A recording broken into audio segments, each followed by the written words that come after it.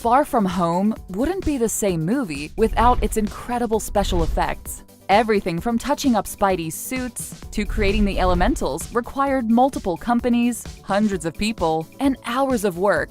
So we'll spend this video breaking down their additions to the film and just how incomplete it would look without them. In every interview, he's like, when I wear the bubble hat, and I'm like, no you didn't.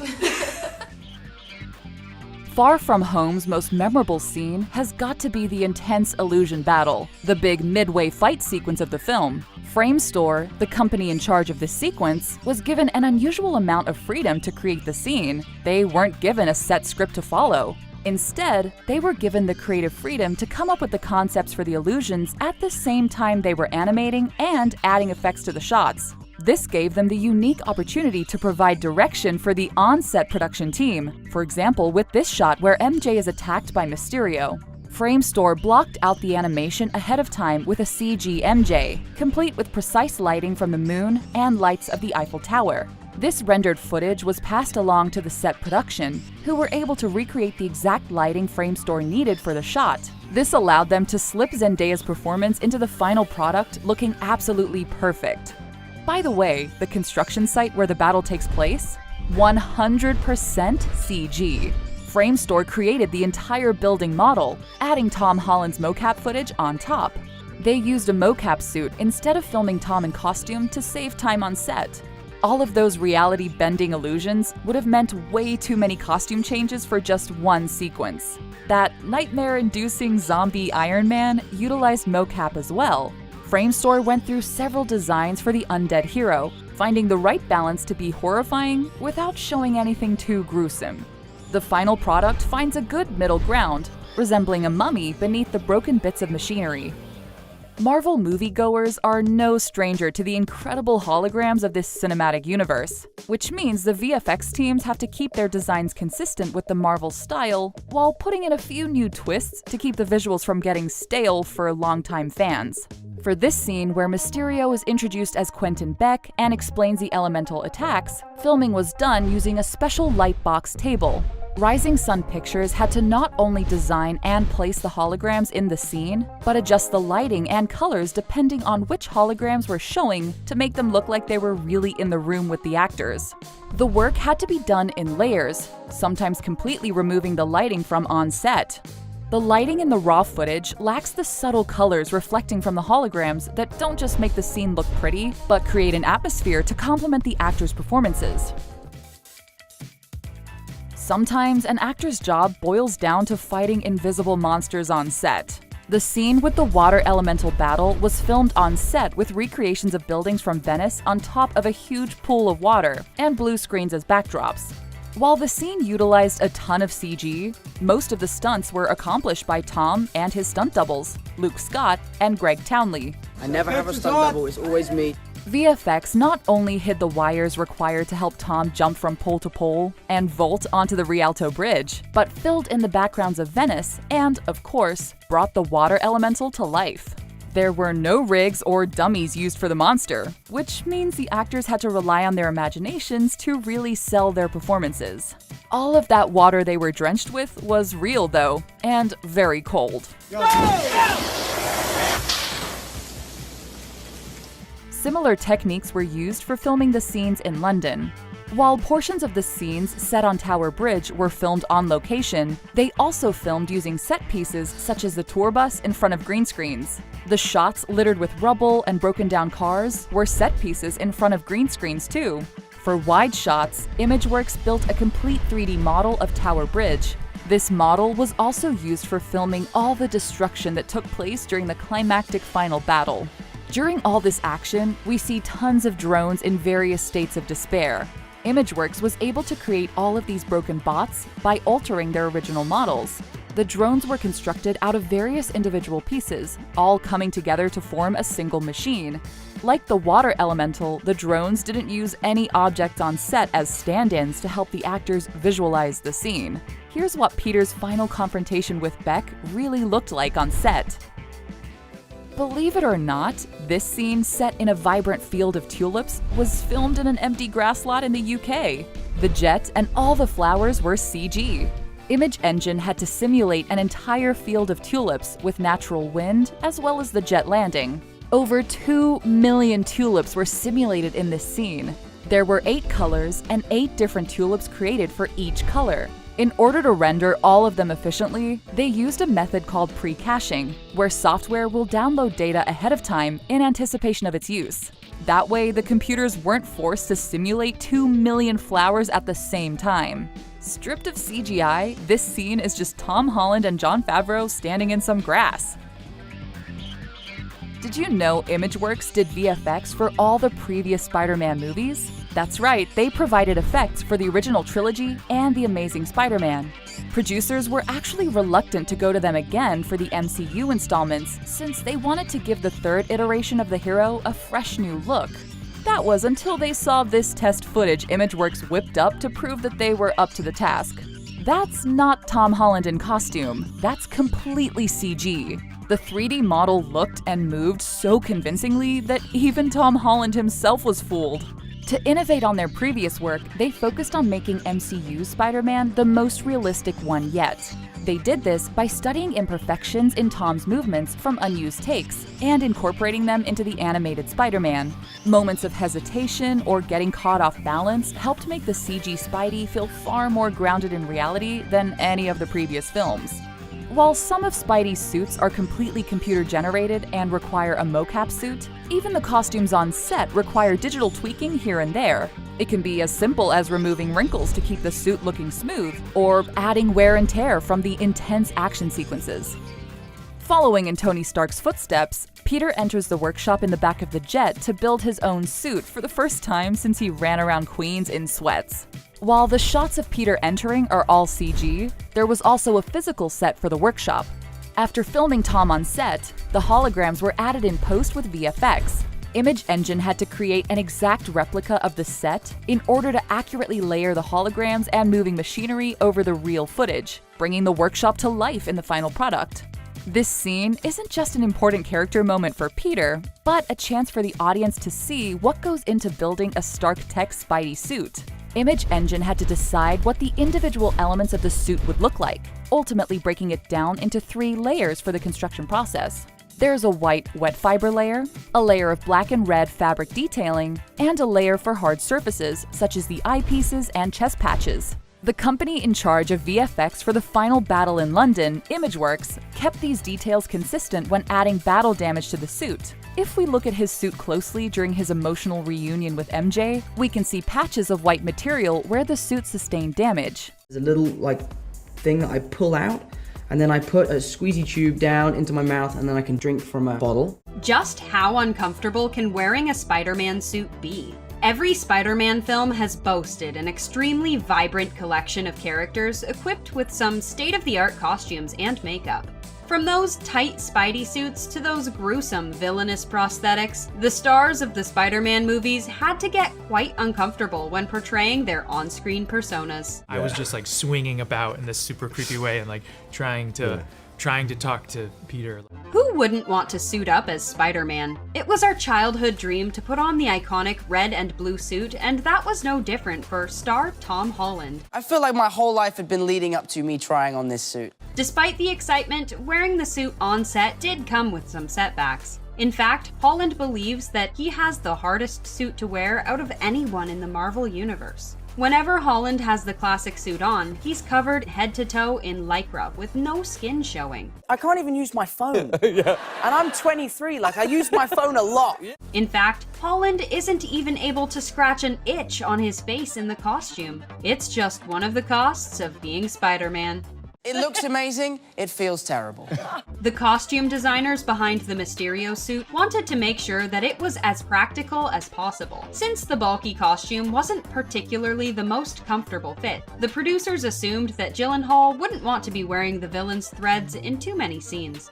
You know, it's like wearing a ball gown. They sort of grab your back, you're all of a sudden choked by this. Right. Though Gyllenhaal was more than willing, and even a little excited to bear through the discomfort and wear the Mysterio costume whenever he would see fit. So not only is this costume practical, but he wears it everywhere. It makes sense to wear it, so we think this looks amazing. It took a little bit of time to put on, but once it was on, it made me feel pretty strong. It wasn't just Alfred Molina who took on the persona of Doc Ock. Director Sam Raimi wanted the villain's trademark claws to actually be practical effects, which led to puppeteers acting around Molina to make his robotic tentacles look more alive. Molina needed to do rehearsals in costumes so he could get accustomed to moving around in the complicated suit. People understand how much the actors are doing, because you think, oh, it's all magical CGI stuff. Topher Grace had to undergo a grueling makeup process to become the iconic Spider-Man villain Venom for the third film in the original trilogy. I had 4 hours of prosthetic makeup every morning when I was Venom, and just getting on the suit takes about 45 minutes before that, so I had to get there at 3 or something. Grace also had to go through an extensive workout routine to gain around 20 pounds for the role. In order for Dane DeHaan to become the grotesque and slimy Green Goblin, the makeup took over 3 hours. Initial designs for the gross-looking villain had DeHaan taking on an even greener look as the iconic Spider-Man villain, but the makeup department decided to go for a look that felt more slightly human than full-on goblin. That's how I started out, playing pretend and dressing up as superheroes. Dane DeHaan's goblin suit weighed 50 pounds and took an hour to put on. The set where DeHaan was required to be in his goblin getup was over 100 degrees Fahrenheit. And because of the extreme conditions, DeHaan lost 7 pounds in just 2 days. Now that's impressive.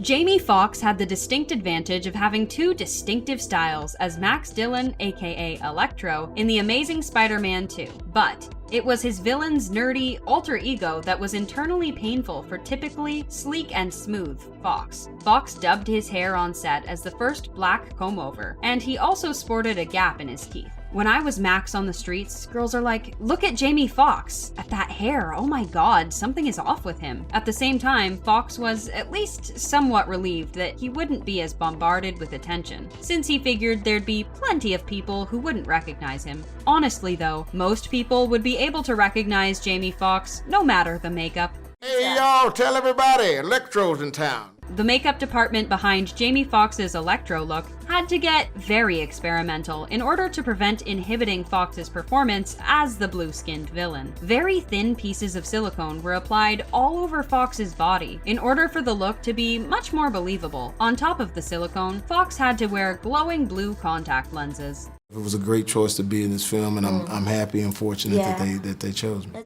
While Rhys Ifan's full lizard form was mostly CGI, there still was plenty of makeup work to be done for the transitioning stages of the villain. Ifans would spend up to 7 to 8 hours in the makeup chair to complete his green, scaly look. After 7 hours in a chair with not enough cigarettes, I was kind of in the right mental state to play a man who was about to transform into a 9-foot lizard with a dangerous tail. The prosthetics caused a lot of chafing on Ifan's body, which led him to walking around like a cowboy for several days after filming. After all, there has to be some side effects from becoming the lizard. Marvel was extremely strict about what Holland was supposed to wear underneath his costume. During Holland's first day on set, he was given thongs by the crew as the only thing he could wear under the Spider-Man costume.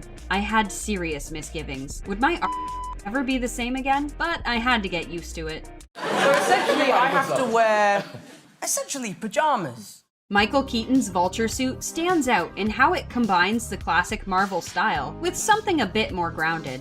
I can't tell you, there are hundreds maybe of little screws, literally, that special wrenches made to put the boots in a certain way. A costume this intricate took quite some time to fully equip on Keaton. I don't know what my favorite costume was, because it's like, 7:30? I'm barely awake. I barely know where I am. Andrew Garfield wasn't necessarily thrilled the first time he put on his Spider-Man suit. The suit he wore was made of a material that was designed to make you irritated. On top of that, Garfield's suit was skin tight, which led to more of his body being visible to the public than we would have preferred. One of the first nights, we were out on location in downtown LA. We were in a parking structure. I knew there were paparazzi taking terrible, unflattering shots of my, everything. It was an acting exercise. It was just a lot to hold. I struggled to hold it all. I kind of rejected it a lot. Rules were so strict that Holland claimed that even simply drinking water in the Spidey suit was dangerous. This led to Holland and the costume designers having to brainstorm ways to adapt, as obviously, Holland would need some fluids while filming in the heat. I can kind of get it. I've had a Kit Kat in the suit now. The left eye on the Spidey costume would have a squeezy tube attached that Holland would have to pull out and put into his mouth so he could get a drink of water. How refreshing. I loved in Spider-Man, particularly playing the double role. Willem Dafoe is known for his very distinguishable jawline, so when playing Norman Osborn in the first Sam Raimi Spider-Man movie, he needed to look more like how the billionaire character looked in the comics. Dafoe was given dental prosthetics to make his teeth look straighter as the main villain, though the prosthetics were removed whenever his character would look at himself in the mirror. And they were really fun to do. While Willem Dafoe surprisingly did not need much prosthetic work done, the acclaimed thespian still had some discomfort about the Green Goblin's technologically advanced costume. Dafoe called his experience in costume severe, though he still had a great time on set. Whenever Tom Holland put on that Spider-Man suit, he knew there was no going back for him, in many ways, like having to wait to go to the bathroom. An accident is not an option. That suit is so expensive. They'll be so upset with me. In fact, Holland would have to plan going to take a bathroom break 45 minutes in advance. Hopefully there were no accidents while filming. Tobey Maguire wore the iconic red and blue Spider-Man suit over the course of 3 films. Just because he had a longer tenure as the character than somebody like Andrew Garfield, that didn't make the suit any more comfortable. In fact, the black symbiote suit that Maguire wore in the 3rd film proved to be the most uncomfortable suit of them all. It can ride up in the crotch a little bit. It's not really the outerwear of the suit, it's the inner bit that rides up. Well, at least it wasn't Flash Thompson giving the wedgies this time. Tobey Maguire holds the title of being the first actor to portray Spider-Man on the big screen, and with that, the costume designers were still trying to work through crafting the perfect Spider-Man costume. In order to get the costume right, the designers had to do a full-body cast of Maguire, which wasn't the most fun experience for the actor. I had to stand there for a couple of hours, and then the stuff sticking to the hair on my body, and they ripped it off, and it was extremely painful. Maguire even initially had a hard time acting with the Spider-Man mask on, though he was able to get used to it quite quickly. While Andrew Garfield's comics-accurate Spider-Man suit may have been a fan favorite in The Amazing Spider-Man 2, it was far from comfortable for Garfield to wear. It was a very specific experience, and I imagine it'll be different every time. Garfield blamed his British reverse on the reason why he was uncomfortable in the costume. Spandex does not suit the British. You are pretty much naked, so you have to trust what you have is enough. Paul Giamatti's Rhino suit required plenty of CGI, but that didn't prevent his on-set appearance from being an uncomfortable one. In fact, Giamatti's costume while filming required him to be attached to a large metal-like structure, some of which he'd wear with backpack straps. Sometimes unscripted moments breathe more life into a scene. The adults are talking. And other times, they I'm so sorry, dude. fall short. Luckily in the MCU, the improvisation gene is impeccably strong amongst its actors. So in this video, we're taking you through all of Spider-Man's unscripted moments that completely took the films to another level. Action. We all know Tony Stark isn't one to get himself caught up in emotional moments, and in Spider-Man: Homecoming, Peter Parker learned that in a pretty awkward way. After Tony Stark has a talk with Peter in his car, he reaches over to open the car door, but Peter thinks he's actually leaning in for a hug. Remember? That's not a hug, I'm just grabbing the door for you. Well, check out what Tom Holland had to say about the scene. Well, that was actually an improvised moment. I think I just tried to hug him. I just thought it would be funny if I hugged him and... The hilarious moment was completely improvised for laughs, but Robert Downey Jr. went along with it. Speaking about Tony Stark and his emotions, during the final moments of Avengers: Infinity War, he was nothing but emotional. Same Mr. Stark. As Spider-Man turned into nothingness in his arms, we were all a puddle of tears when he desperately chants, I don't want to go. I don't want to go. Sir, please. Please, I don't want to go. That was all Tom Holland again. The director gave him free rein on the death scene, and Tom delivered. Even if he doesn't think it was that spectacular himself. I don't want to go 3 times in a row. So it's not that amazing of an ad-lib. It's hard to believe Spider-Man is one of Tom's first big roles. Tom Holland and Zendaya's chemistry is off the charts. Peter Parker and MJ are like magic on screen together, and a lot of that is thanks to the actors' off-screen friendship.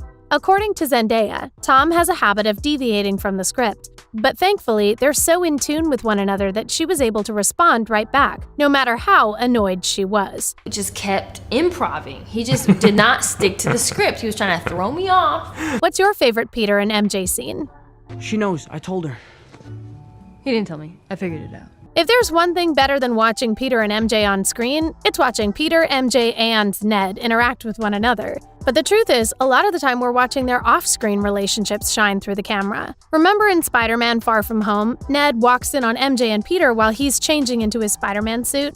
The costume looks great. For the costume party. Well, Ned wasn't in on the fact that MJ had found out their secret and tried to play it off. Ned's actor, Jacob Batalon, actually said that was one of his favorite scenes to shoot because he got to improv all his comments. There was a lot of laughter on set that day. We have to give Jake Gyllenhaal credit for playing such a convincing role as Mysterio. Who knew that he would actually turn out as a villain in the end? But it looks like we should be praising Jake for more than just his impeccable acting skills. According to the actor, he and director John Watts came up with a lot of unscripted moments for his character that ended up in the film. We don't know what specific scenes these moments are in, but let's just appreciate Mysterio for a sec. Somebody get this stupid costume off me! Having Aunt May be played by a younger actress in the Marvel Universe gave us a whole other perspective on her relationship with Peter. It's so comforting to see the two of them interact on screen, but you'll be shocked to find out that a lot of their scenes were unscripted as well. One specific improvised moment in Spider-Man Homecoming happened while they're eating in the Thai restaurant. How many times do I have to say larb before you talk to me? You know I larb you. Their conversation was just something the actor made up on the fly with some guidance from the director. Yet again, we have another improvised moment between Peter Parker and Tony Stark. This time, it's in Captain America: Civil War. Check it out.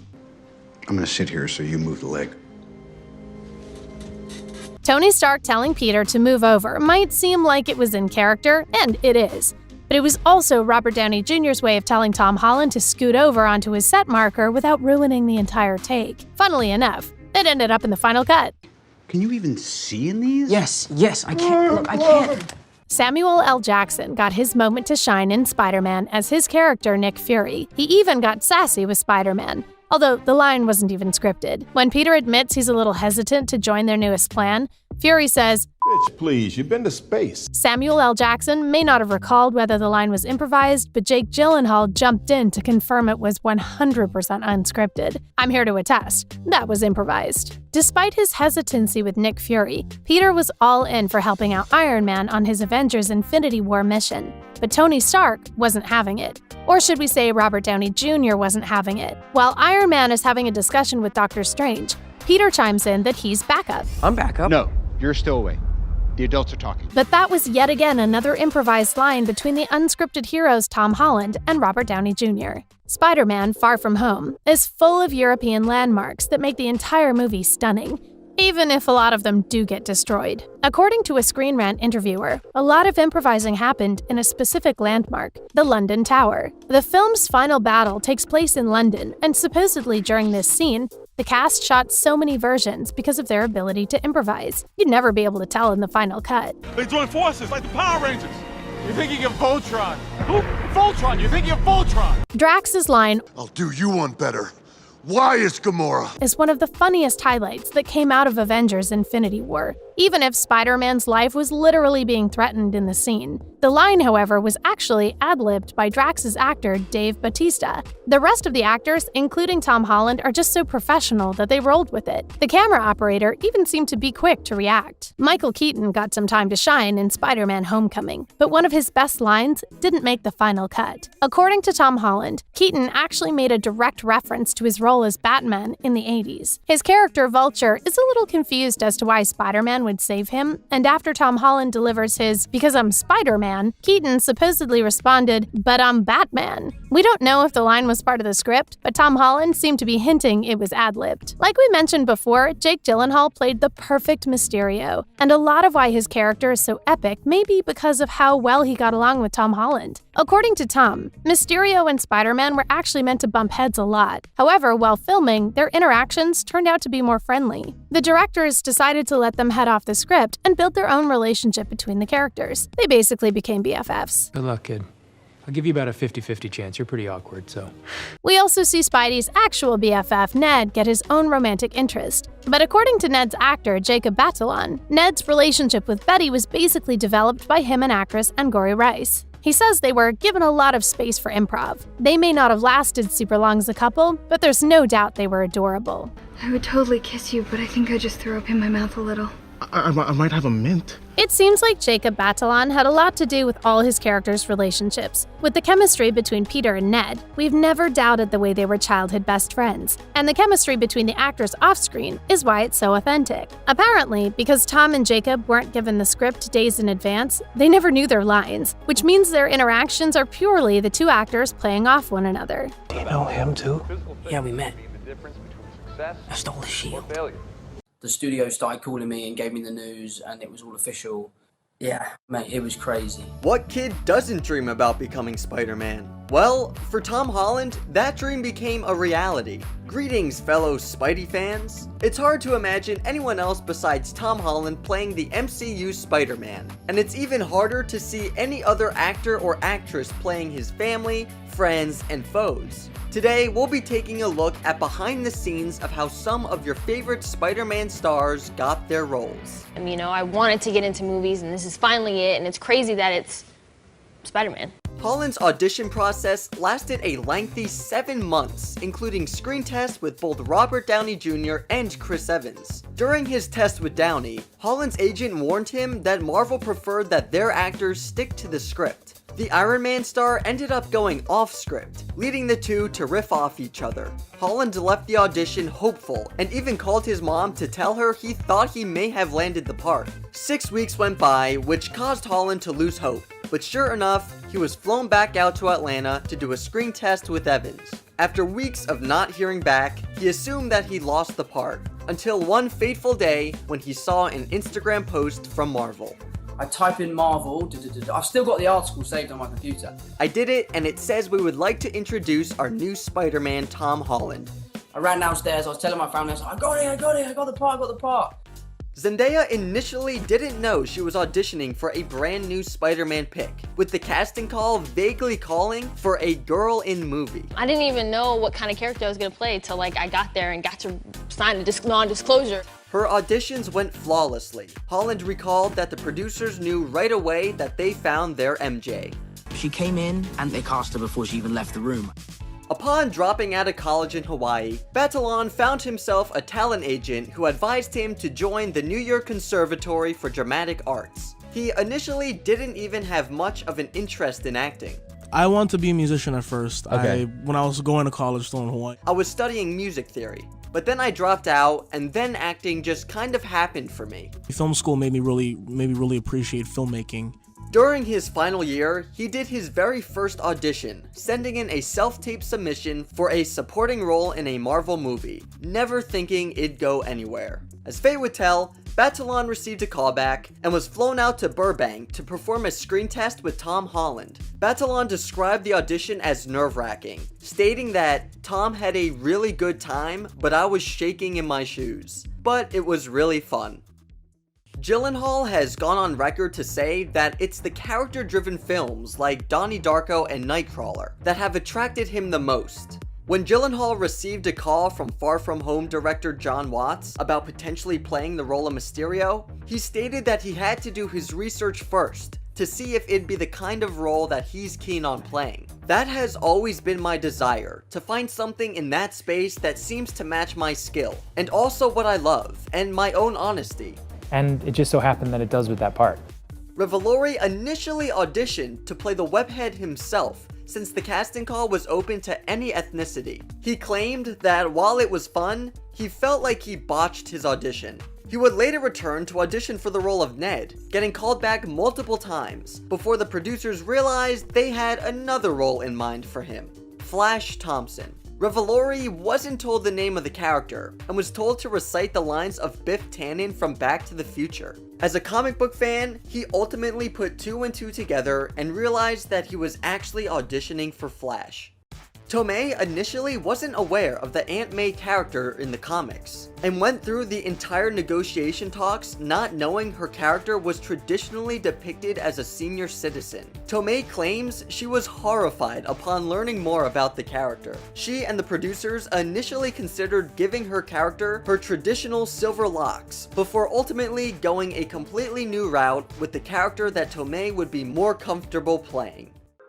From the time the creative team behind Homecoming decided that Vulture would be the villain, they knew right away which actor they wanted to portray the classic Spider-Man foe, Michael Keaton. Surprisingly, Keaton almost wasn't cast in the role, as talks initially fell through due to scheduling conflicts.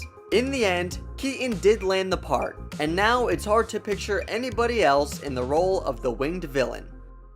His audition process didn't last nearly as long as some of his other co-stars when it came to being cast as Peter's romantic rival Brad Davis. Sent in an audition tape and there were fake lines that I'd use, so I didn't know what I was doing. And then I just got a call that said, do you want a role in Spider-Man? Within the span of a week, he was flown out to London to join his co-stars on set of the blockbuster sequel. Harrier revealed that she was simply just sent the casting call for her character Liz. You know, you get this email like Spider-Man, like, oh yeah, that's never gonna happen. But then I had another one, and then I had a screen test. During this process, she was able to learn more about the character of Liz, and how this incarnation would be different from the comics. Upon hearing about Zendaya's casting, Harrier thought she had lost the role, but a call with her agent reassured her that she was still in the running for Liz. Rice was just coming off her breakout role in The Nice Guys upon being cast in the role. She revealed that she was actually participating in the audition process for Betty Brant while doing press for the crime comedy. Toda, like Revelori, initially auditioned for the role of Ned, but after losing the part, the film's producers told her that they still wanted her in the film. Peter's classmate Seymour. Toda noted that the character wasn't initially written for a specific orientation, but worked with Watts to inject more of her personality into the character. Smooth actually made his Marvel debut in an Audi commercial alongside Holland, and was able to make connections on set. Thanks to his work on the commercial, he soon got a call to be in Far From Home, which he happily accepted. You okay? I'm fine. Lendeborg's charisma and great reputation helped him land the part of Jason. He recalls having dinner with Watts, with the director telling him, "Hey, when I asked around, everyone said that you were really good to work with. The reason we stopped pursuing other actors was because people said they didn't like them."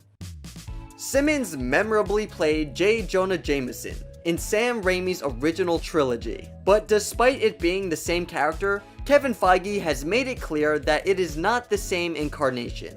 Feige and Watts even made plans that if Simmons turned the role down, that they'd have to completely reinvent the character. It's great to have the opportunity as these things evolve to be one of the holdovers from the previous version. Barrick is one of the first openly trans actors in the MCU. He had actually auditioned last minute, but was quickly cast and was flown out to film in London. He appreciated that his character's gender identity didn't define his personality, and that he was simply just along for the ride. Audiences around the world have come to love the cast of Marvel Studios' Spider-Man franchise, and it's obvious why. The cast has come from all different kinds of backgrounds, giving the films a diverse point of view. It'd be hard for us to picture a Spider-Man movie going any other way. Who's your favorite actor or actress from the Spider-Man films?